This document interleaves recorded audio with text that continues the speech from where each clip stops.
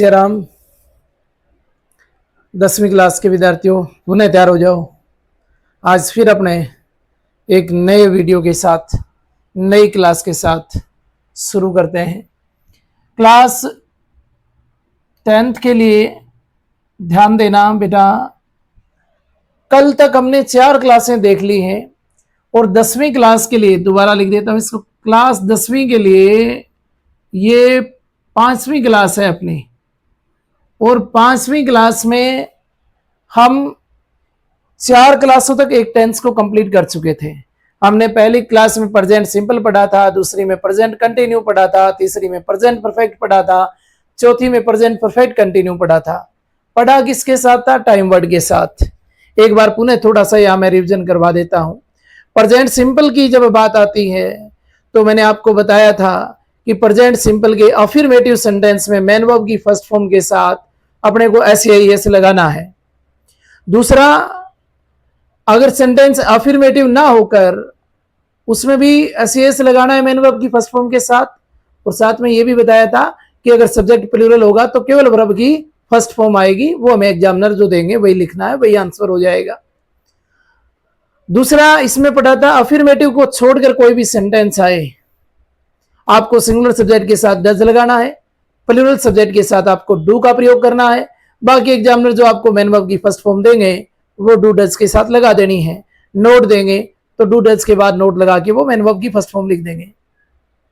ये पढ़ा था हमने प्रेजेंट सिंपल में। कुछ टाइम वर्ड देखे थे प्रेजेंट सिंपल के, आपको याद हो गया होगा। Always, often, seldom, frequently, daily, regularly, normally, etch every plus time, on Sundays, on Mondays, इस तरह के कुछ हमने टाइम वर्ड देखे थे। इन टाइम वर्ड के साथ आपको ये टाइम वर्ड जब आए तो आपको ये समझ आना है कि ये सेंटेंस हमारा प्रेजेंट सिंपल का है और इस प्रकार से हमें इसके साथ मेन वर्ब का प्रयोग करना है। अब इसके बाद हमने पढ़ा प्रेजेंट कंटिन्यू, और प्रेजेंट कंटिन्यू के कुछ टाइम वर्ड देखे थे। Today, tonight, at this time, at this moment, now, इस प्रकार से इन दिस डेज, ये कुछ टाइम वर्ड देखे थे। अगर इनमें से कोई अगर आपको एग्जामिनर क्वेश्चन के अंदर देते हैं तो फिर आपको पहचान कर लेनी है कि ये सेंटेंस प्रेजेंट कंटिन्यू के हैं और इसमें आपको सिंगुलर सब्जेक्ट के साथ इज हेल्पिंग वर्ब का प्रयोग करना है, प्लूरल सब्जेक्ट के साथ आर का प्रयोग करना है और आई सब्जेक्ट होने पर एम हेल्पिंग वर्ब का प्रयोग करना है। मेन वर्ब जो एग्जामिनर देंगे उसके साथ हमें आईएनजी लगाना है। बस इज एम आर का ध्यान रखना है कि कहां कौन से सब्जेक्ट के साथ इज आएगा, कौन से के साथ आर आना है और कौन से के साथ एम आना है। ये अपना दूसरा प्रेजेंट कंटिन्यू जो हमने पढ़ा। तीसरा पढ़ा था हमने प्रेजेंट परफेक्ट, जिसमें मैंने आपको बताया था रिसेंटली, सो फार, जस्ट, यट, इस तरह के कुछ टाइम वर्ड बताए थे। उसमें मैंने बताया कि सिंगुलर सब्जेक्ट के साथ आपको हैज का प्रयोग करना है, प्लूरल सब्जेक्ट के साथ अपने को हैव का प्रयोग करना है। बाकी मेन वर्ब की फर्स्ट फॉर्म एग्जामिनर जहां देंगे उसकी हमें थर्ड फॉर्म लिख देनी है। चौथे पार्ट में हमने प्रेजेंट परफेक्ट कंटिन्यू को पढ़ा, जिसके टाइम वर्ड बताए थे मैंने सिंस फॉर ऑल, और मैंने बताया था since for all plus time अगर आपको सेंटेंस में नजर आता है और वो sentence since for all time के साथ उस सेंटेंस का एंड हो गया, उसमें कोई दूसरा ऐसा सेंटेंस है नहीं जो पास्ट या फ्यूचर की ओर हमें इंडिकेट कर रहा हो, तो वो फिर प्रेजेंट परफेक्ट कंटिन्यू का ही होगा और उस सेंटेंस में हमें सिंगुलर सब्जेक्ट के साथ हैज बीन का और प्लूरल सब्जेक्ट के साथ हैव बीन का प्रयोग करना है। एग्जामिनर हमें मेन वर्ब की फर्स्ट फॉर्म देंगे, उसके साथ हमें आईएनजी लगाना है। ये थी बातें अब तक की 4 वीडियो की जो मैंने एक बार पुनः दोहरा दी। अब बात कर लेते हैं अगले नए टेंस की। मैं यहां लिख रहा हूं आज जिस टेंस को पढ़ने जा रहे हैं उस टेंस का नाम, आज पढ़ने जा रहे हैं अपने पास्ट टेंस को। पास्ट टेंस को जब पढ़ना शुरू करते हैं तो सबसे पहले पास्ट सिंपल पढ़ना शुरू करेंगे। पास्ट सिंपल बड़ा सिंपल सा है, ये थोड़ा सा ध्यान रखना है आप लोगों को। इनके टाइम वर्ड जो दिए हुए वो टाइम वर्ड याद कर लेना। मैं यहां टाइम वर्ड लिख देता हूं कि कौन से याद करने हैं। Yesterday, the day before, ago, once, और इसके अलावा इन plus past year, in plus past year, in plus past year का मतलब हो गया कि इन के साथ जैसे मैंने लिख दिया 2022, ये 2022 हमारी क्या है, पास्ट ईयर है, ये वो साल है जो बीत गया, तो इन प्लस पास्ट ईयर अगर आता है तो पास्ट सिंपल है। इसके अलावा लास्ट के साथ टाइम आ जाए, लास्ट के साथ टाइम आ जाए तो वो भी क्या है, पास्ट सिंपल है। लास्ट के टाइम, लास्ट के साथ टाइम कैसे, तो देखो यहां जैसे मैंने लिख दिया लास्ट मंडे, तो ये मंडे क्या है, मंडे टाइम है। मैंने लिख दिया लास्ट मंथ, तो मंथ क्या है, टाइम है। लास्ट ईयर, ईयर क्या है, टाइम है। इस प्रकार से आ जाए तो वो भी पास्ट सिंपल है। पास्ट सिंपल में लिखा yesterday, the day before, ago, once, in past year, in plus past year, last plus time, last plus time में हमने लिखा last Monday, last month, past year में हमने लिखा इन 2022। एक और लिख देता हूं यहां बीच में,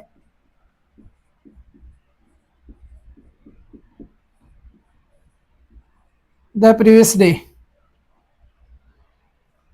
डे आ जाए, मंथ आ जाए, वीक आ जाए, कोई जरूरी नहीं कि यहां डे ही आए, पर इन सब का मतलब क्या होता है, बीता हुआ समय, वंस एक बार।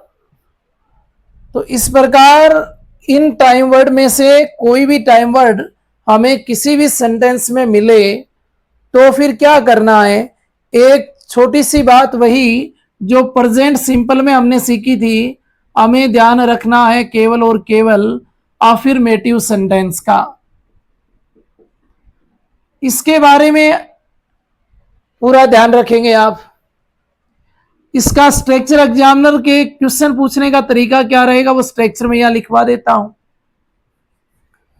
उनका स्ट्रक्चर रहेगा कि वो आपको सबसे पहले सब्जेक्ट दे देंगे, सब्जेक्ट देने के बाद आपको ब्लैंक दे देंगे और उसके बाद यहां ब्रैकेट में लिख देंगे मेन वर्ब की फर्स्ट फॉर्म और फिर अदर सेंटेंस दे देंगे।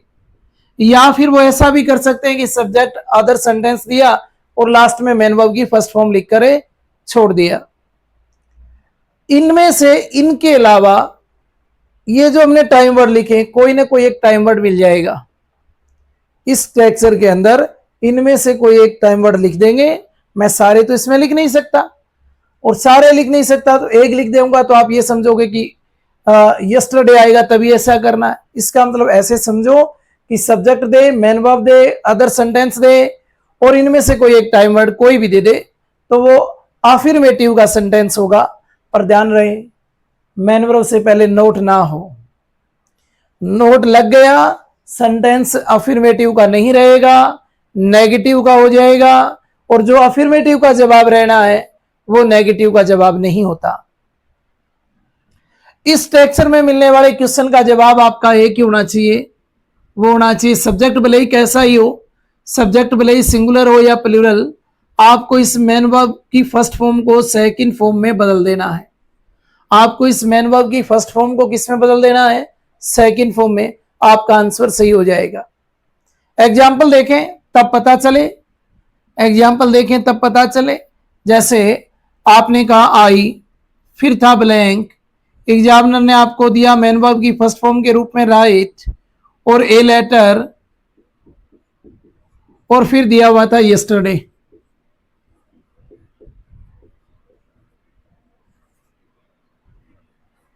फिर दिया हुआ था यस्टरडे। हमने जब इस सेंटेंस को पढ़ा तो सेंटेंस को पढ़ना शुरू किया, आई राइट ए लेटर, यही तरीका होना चाहिए आपको एग्जाम में हल करने का। आई राइट ए लेटर यस्टरडे, और जैसे ही आपको यहां यस्टरडे मिला तुरंत आपके समझ आ जाना चाहिए कि यस्टरडे पास्ट सिंपल का है और पास्ट सिंपल का है तो इसके बाद दूसरा काम, टेंस की पहचान के बाद दूसरा काम आपका ये बनता है कि सेंटेंस कैसा है, ये अफर्मेटिव है या नेगेटिव है। तो इसकी पहचान करने के लिए हमने देखा कि सेंटेंस की शुरुआत किससे हो रही है, सब्जेक्ट से हो रही है। मेन वर्ब की फर्स्ट फॉर्म दे रखी है एग्जामिनर ने, या केवल फर्स्ट फॉर्म दे रखी है, इसके साथ नोट नहीं लगा रखा, बस इतना पर्याप्त है। इतना आपने देख लिया, आप समझ जाना कि ये सेंटेंस अफर्मेटिव का है। और हम ये जानते हैं कि पास्ट सिंपल के अफर्मेटिव का सेंटेंस हुआ तो हमें जवाब ये देना है, मेन वर्ब की सेकंड फॉर्म, यानी आपका जवाब ये होना चाहिए। आप आंसर जब लिख के आए तो राइट की सेकंड फॉर्म लिख दें, रॉट। एक और एग्जांपल लेते हैं। मैंने लिखा कमल, फिर लिखा ask me about you last Monday.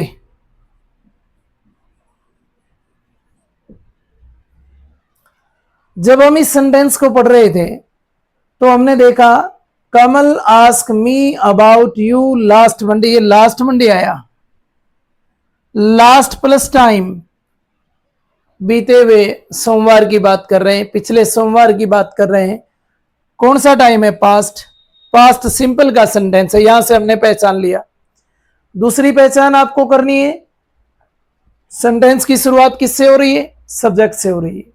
Main verb की फर्स्ट फॉर्म दे रखी है, उसके साथ नोट नहीं लगा, केवल फर्स्ट फॉर्म दे रखी है, यानी ये अफर्मेटिव का सेंटेंस है। इसने बताया ये पास्ट सिंपल का है, तो हमें पता है कि पास्ट सिंपल के अफर्मेटिव में मेन वर्ब की कौन सी फॉर्म आती है, सेकंड फॉर्म आती है। उम्मीद करता हूं कि पास्ट सिंपल का अफर्मेटिव आपको समझ आया होगा। अब इसी क्रम में अपने आगे बढ़ते हुए इसके नेगेटिव को देखते हैं कि बाकी इसको छोड़कर, अगर अफर्मेटिव को छोड़कर अगर कोई सेंटेंस आए तो हमें जवाब क्या देना है। ध्यान दीजिएगा, ये सब मैं हटा रहा हूं।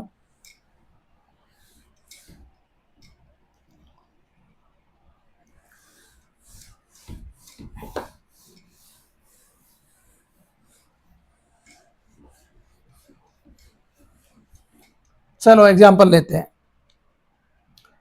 एग्जाम्पल लेने से पहले नेगेटिव को, केवल अफर्मेटिव को याद रखना है, बाकी कोई भी हो, बाकी कौन सा भी हो, आपको अपनी तरफ से सिर्फ डिड लगाना है, बस। अफर्मेटिव को छोड़कर बाकी कौन सा भी हो, पर शर्त यह है कि जो टाइम वर्ड मैंने आपको लिखाए थे उन टाइम वर्ड में उस सेंटेंस में कोई ना कोई होना चाहिए, यानी वो सेंटेंस किसका होना चाहिए, पास्ट सिंपल का होना जरूरी है। और पास्ट सिंपल का है तो आपको डिड लगाना है, सब्जेक्ट पे जाना ही नहीं कि सब्जेक्ट सिंगुलर है या प्लूरल है। नोट दे रखा है मेन वर्ब के साथ तो लिख देंगे, नहीं दे रखा तो हमें आवश्यकता भी नहीं है। एग्जाम्पल लिखता हूं यहां, ध्यान देना उनमें और इसमें क्या फर्क है। मैं अगर उसी पहले सेंटेंस को लिखूं तो मैं ऐसे लिख सकता हूं, I blank not write a letter, और फिर मैंने लिख दिया यस्टरडे।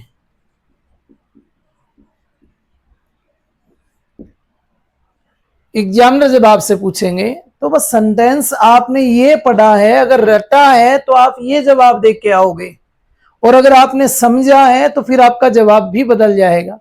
देखो इसमें यस्टरडे आया, जिसने बता दिया कि ये सेंटेंस कौन सा है, पास्ट सिंपल का है, ये तो हमने यहां से पहचान कर ली।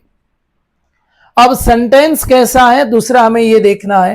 तो सेंटेंस की शुरुआत तो सब्जेक्ट से हो रही है, लेकिन मेन वर्ब की फर्स्ट फॉर्म भी दे रखा है। इस फर्स्ट फॉर्म से पहले ध्यान देना नोट भी दिया हुआ है।